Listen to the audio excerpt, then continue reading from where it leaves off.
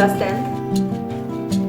हम इस वर्ष में आज पढ़ेंगे अब कहां दूसरों के दुख से दुखी होने वाले, जिसे लिखा है निदा फाजली ने। इस पाठ में आपको पढ़ाऊं इस पाठ को मैं आपको पढ़ाऊं इससे पहले मैं लेखक का जीवन परिचय शॉर्ट में आपको बताना चाहती हूँ। देखिए, उनका जन्म कहाँ हुआ, कहाँ उन्होंने शिक्षा दीक्षा प्राप्त की और कहाँ और कब उनका देहांत हो गया। तो उनका जन्म हुआ था 1938 यानी कि 1938 में दिल्ली के एक काश्मीरी परिवार में, जो कि कश्मीर से आकर दिल्ली में बस गए थे। ये फाजली इलाके के रहने वाले थे। इनके पिता भी एक शायर थे, उर्दू के कवि थे जिसे कहना चाहिए। जब भारत का विभाजन हो गया तो पिता अपने बाकी परिवार के साथ पाकिस्तान चले गए, लेकिन निदा जी ने वहां जाना पसंद नहीं किया और वो इंडिया में ही रह गए। वो भारत में रह गए। भारत में रहने के बाद उन्होंने अपनी शिक्षा दीक्षा भी यहीं से प्राप्त की थी। ग्वालियर से उन्होंने पढ़ाई शुरू की थी और वहीं पर उन्होंने उच्च शिक्षा भी ली। उसके बाद वो बॉम्बे चले गए। वहां जाने के बाद वो फिल्मों में गाने लिखने लगे। उनके गाने बहुत सफल हुए। मालती जोशी नाम की महिला से उन्होंने विवाह किया। 1999 यानी कि 1999 में उनको खोया हुआ सब कुछ पुस्तक के लिए साहित्य अकेडमी अवार्ड मिला। उन्हें पद्मश्री भी मिला। वो मूलतः जो थे वो कवि थे। उनके गद्य में भी कविता की तरह ही लगता है। 2016 यानी कि 2016 में बॉम्बे में उनका देहांत हो गया। तो निदा फाजली का छोटा सा एक ये परिचय था। परिचय हमारे कोर्स की चीज नहीं है, हमारे एग्जाम में भी नहीं आता, लेकिन बच्चों को थोड़ी सी उसकी नॉलेज होनी चाहिए, इसलिए जीवन परिचय मैंने आपको शॉर्ट में बता दिया। अब हम आ जाते हैं अपने पाठ पर, अब कहां दूसरों के दुख से दुखी होने वाले। जैसा कि आपको शीर्षक से ही लग रहा होगा कि लेखक पूर्व का और जो वर्तमान है उसकी तुलना कहीं ना कहीं कर रहा होगा। लेखक इस पाठ में ये बताना चाहते हैं कि पहले के लोग जो थे वो कितने मानवतावादी थे। वो लोग व्यक्तियों का, मानव का, इंसानों का ही परवाह नहीं करते थे, बल्कि जीव जंतुओं की परवाह भी किया करते थे। अब चलते हैं थोड़ा सा पूर्व में। लेखक बदलते परिवेश को बताता है। उनका मानना है कि इस कुदरत ने सबके लिए दुनिया बनाई, लेकिन इंसान जो सबसे ज्यादा बुद्धिमान है उसने सारी दुनिया को अपने अंडर में करना चाहा। उसने सभी चीजें हथिया ली, जिसका परिणाम यह निकला कि जीव जंतुओं, पक्षियों के लिए रहने का स्थान भी नहीं रहा। कुछ की जातियां मिट गईं और कुछ परेशान होकर इधर उधर खो गए। लेकिन मानव यहां नहीं ठहरा। उसने तो पानी को, दरिया को, समुद्र को भी तंग करना शुरू कर दिया। लेकिन प्रकृति की जब हम बहुत छेड़छाड़ करते हैं तो एक दिन प्रकृति हमसे उसका बदला लेती है। ये लेखक ने अपने इस पाठ में बताया है।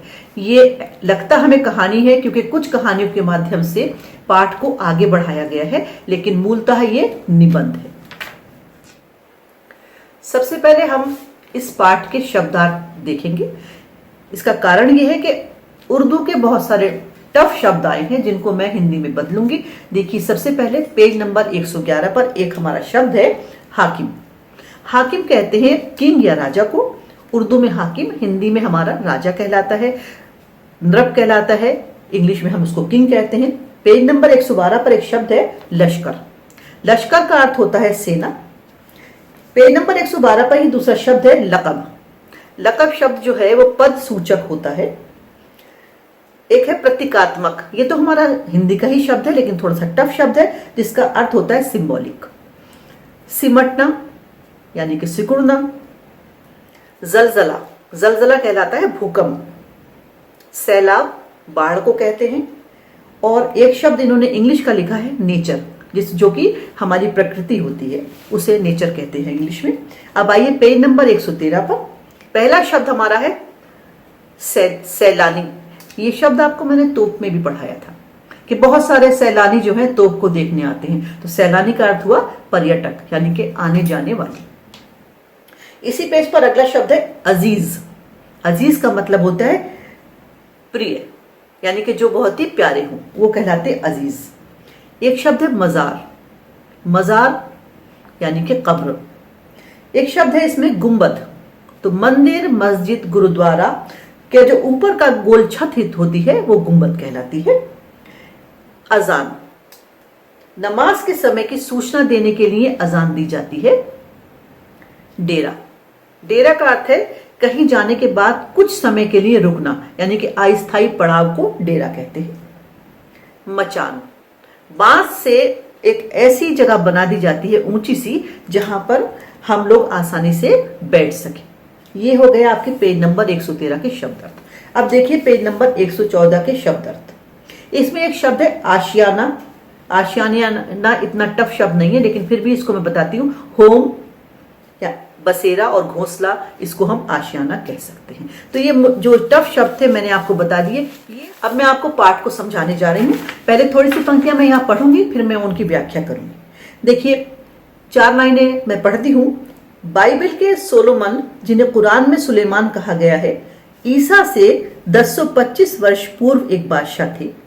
कहा गया है वह केवल मानव जाति के ही नहीं राजा थे, सारे छोटे बड़े पशु पक्षी भी उनको हाकिम मानते थे और वो उनके हाकिम थे।